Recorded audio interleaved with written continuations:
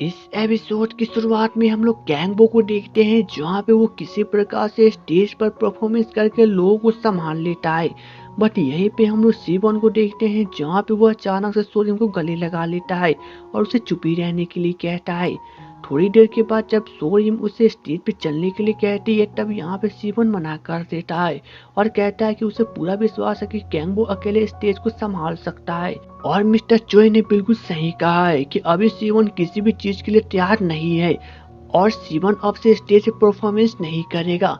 अब जब यहाँ से सीवन जाने लगता है तो सोरिम उसे रोक लेती है और कहती है कि अगर वो बहुत ज्यादा उदास है तो उसके पास एक जगह है जहाँ पे वो सीवन को ले जाना चाहती है। और परफॉर्मेंस खत्म हो जाने के बाद जब कैंगबो सोरिम को ढूंढते हुए अंदर जाता है तो यहाँ पे सोरिम अपने फ्रेंड को मैसेज करके बताती है कि वह अभी सीवन के साथ बाहर जा रही है, इसलिए वे लोग परेशान ना होए। अब कैंगबो यह मैसेज पढ़ने के बाद तो बहुत परेशान हो जाता है क्योंकि सीवन उन्हें नहीं मिल रहा था, इसलिए कैंगबो अब अलग अलग जगह उसे ढूंढने की कोशिश करता है। जिसके बाद वो सबसे पहले स्टूडियो जाता है बट उसके बाद वो वहाँ से पार्क में जाता है बट यहाँ से कहीं भी सीवन और सोरिम नहीं मिलती है। वहीं पे सोरिम सीवन को लेकर अपनी दादी के घर पे पहुँचती है बट वहाँ पर उसकी दादी तो हैरान थी कि वह कैंगबो नहीं है। बट यहाँ पे सोरिम अपनी दादी को खाना बनाने के लिए कहती है। अब जब यहाँ पे ये लोग डिनर करने लगते हैं तो यहाँ पे दादी सोरिम से पूछती भी है कि ये तो कैंगबो नहीं है, तो कैंगबो कहाँ पर है। तब यहाँ पे सीवन थोड़ा सा उदास हो जाता है बट तभी हम लोग देखते हैं कि उन्हें डोरबेल की आवाज आती है जहाँ पे और कोई नहीं कैंगबो था। अब कैंगबो को देखने के बाद जब सीवन वहाँ से जाने लगता है तो अचानक से कैंगबो से रोक लेता है और वहाँ पे वो दादी से कहता है कि वो भी डिनर करेगा। जिसके बाद ये लोग यहाँ पे बैठ के डिनर खाने लगते हैं। बट थोड़ी देर के बाद जब कैंगबो सीवन के पास जाता है तो यहाँ पे सीवन कैंगबो को बताता है कि वह अभी किसी भी परफॉर्मेंस के लिए तैयार नहीं है और वो सोच रहा है कि अब वह कुछ दिनों के लिए ब्रेक लेगा। बट यहाँ पे कैंगबो से फिर से समझाने की कोशिश करता है बट यहाँ पे सीवन मना करता है और कहता है कि वह अब स्टेज पे परफॉर्मेंस नहीं करना चाहता और इतना कह के वो वहाँ से चला जाता है। तब कैंगबो उसके पीछे जाता है बट यहाँ पे सोरिम भी उसके पीछे जाती है। तभी वह देखती है कि उससे मिलने के लिए वहाँ पर सीनियर स्टाफ आई थी। अब यहाँ पे सीनियर स्टाफ सोरिम को बताती है कि मिस्टर चोई बहुत ज्यादा गुस्से में है क्योंकि वे उस वक्त से सोरिम को ढूंढ रहे हैं। तब यहाँ पे सोरिम सीनियर स्टाफ के साथ चली जाती है लेकिन यहाँ पे कैंगबो सीवन को लेकर अपने पब में पहुँचता है जहाँ पे उसके बाकी फ्रेंड्स इंतजार कर रहे थे। लेकिन यहाँ पे वे सभी सीवन से पूछते हैं कि वह अचानक से कहाँ चला गया था। वे लोग बहुत परेशान हो गए थे।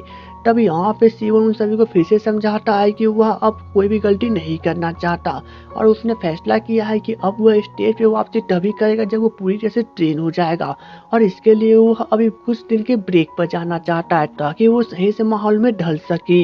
अब इस जवाब के आगे कैंगबो के बाकी फ्रेंड्स बोलते तो बोलते क्या, वहीं पे सोरिम अभी भी सीवन को लेकर परेशान थी।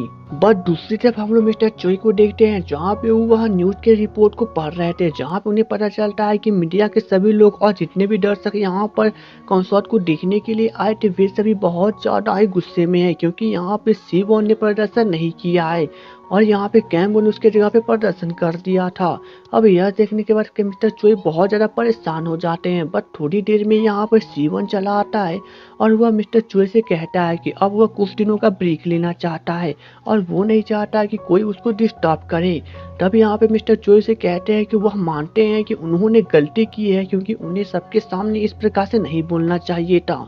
लेकिन सीवन यहाँ पे उनसे कहता है कि वह अब ब्रेक लेने के बारे में सोच चुका है तो प्लीज मिस्टर चोई अब मना ना करे। जिसके बाद सीवन अपने म्यूजिक टूल्स को लेने के लिए जब जाता है तो वहाँ पे कैंगबो उसे समझाने की कोशिश करता है लेकिन सीवन मना कर देता है और वहाँ से सोरिम से मिलने के लिए चला जाता है। अब जब सोरिम से मिलने जाता है तो वो सोरिम को कहता है कि अब वह कुछ दिनों तक उससे नहीं मिल पाएगा क्योंकि वह अब बाहर जा रहा है और वो नहीं चाहता कि कोई भी इंसान उसे डिस्टर्ब करे। और साथ में वह सोरिम को अपनी दादी के घर पे ले जाने के लिए भी थैंक्स कहता है क्योंकि वो बहुत दिनों से अपने परिवार के साथ डिनर नहीं किया था और दादी के साथ डिनर करने से उसे अपने परिवार का एहसास हुआ था। अब सोरिम सीवन को रोकने की कोशिश भी करती है बट यहाँ से सीवन चला जाता है। अब नेक्स्ट डे जब सोरिम अपने स्टूडियो पहुंचती है तो उसे पता चलता है कि लोगों ने बिल्डिंग से काफी गलत गलत शब्द लिख दिए थे क्योंकि वे लोग काफी गुस्से में है कि सीवन ने अपना प्रदर्शन नहीं किया और उसका जगह कैंगबो ने ले लिया था। अब सोरिम यह सभी देखने के बाद बहुत परेशान हो जाती है क्योंकि उसे लगता है कि यह सब उससे कारण हुआ है बट यहाँ से उसकी फ्रेंड उसे लेके चली जाती है। अब जब कैंगबो इसे देखता है तो वो बहुत परेशान हो जाता है। इसके बाद वो परेशान होकर बैठा हुआ था, तभी वहाँ पर सोरिम चली आती है। जिसके बाद यहाँ पे तो कैंगबो से बातें करने लगता है। उसे कहता है कि यह सब सिर्फ और सिर्फ कैंगबो के कारण हुआ है, क्योंकि ना तो कैंगबो सोरिम के लिए गाना लिखता और ना ही यह सब होता। लेकिन यहाँ पे सोरिम उसे समझाने की कोशिश करती है और इस प्रकार से ये दोनों किसी प्रकार से एक दूसरे को संभाल लेते हैं। अब थोड़ी देर के बाद यहाँ पे ऑफिस से बहुत बड़ी मीटिंग बैठा जाती है, जहाँ पे वे लोग किसी प्रकार से लोगों को शांत करने के तरीका पे बात करते हैं। बट यहाँ पे इन लोगों की कोई भी नतीजा नहीं निकलता है। अब इस मीटिंग से कैंगो बहुत ज्यादा परेशान हो जाता है। जिसके बाद वह सोडियम से मिलने के लिए पहुंचता है। तब वहाँ पे सोडियम काफी गाना गा रहे थे ताकि वो अपने आप को शांत रख सके। लेकिन यहाँ पे कैंगो बहुत ज्यादा परेशान हो जाता है। तब यहाँ पे सोडियम उसे संभालने की पूरी कोशिश करती है। बट थोड़ी देर के बाद हम लोग यहाँ पर मिस्टर मिंसू को देखते हैं, जो कि सीनियर मैम से मिलने के लिए आए थे। थोड़ी देर के बाद जब ये यहाँ से जाने लगते हैं, तभी उनकी नजर वहाँ पर सोरिम पे पड़ती है। तब सोरिम उनसे पूछती है कि आखिर वो यहाँ पे क्या कर रहे हैं।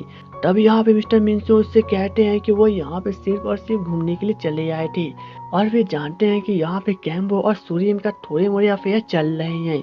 तब सोरिम थोड़ी सी शौक थी, लेकिन यहाँ पे मिस्टर मिंसू उससे कैम्बो का फोटो दिखाते हुए कहते हैं कि कैम्बो उन्हीं का बेटा है। अब यहाँ पे तो सोरिम बहुत ज्यादा शॉक्ड हो जाती है। भाई यहाँ पे सोरिम के साथ साथ हम लोग भी शॉक्ड है, क्योंकि यहाँ पे ये मिस्टीरियस इंसान और कोई नहीं कैम्बो के आखिरकार डैड निकले। लेकिन वहीं पे हम लोग कैम्बो को देखते हैं, जहाँ पे वो बहुत ज्यादा ही परेशान था कि वो अब क्या करेगा। जिसके बाद वो काफी परेशान होकर जब घर पे जाके सो जाता है, तभी वहां पर उसे कॉल आता है और उसे पता चलता है कि यहाँ पे एक कार एक्सीडेंट हो गया है। उसे जल्द से जल्द हॉस्पिटल में बुलाया जाता है और इसी के साथ इस एपिसोड को रोक दिया जाता है। अब ये तो हमें नेक्स्ट एपिसोड में पता चलेगा कि आखिरकार किसका कार एक्सीडेंट हुआ है। तो चलिए दोस्तों, मिलेंगे नेक्स्ट वीडियो में। तब तक के लिए goodbye and take care.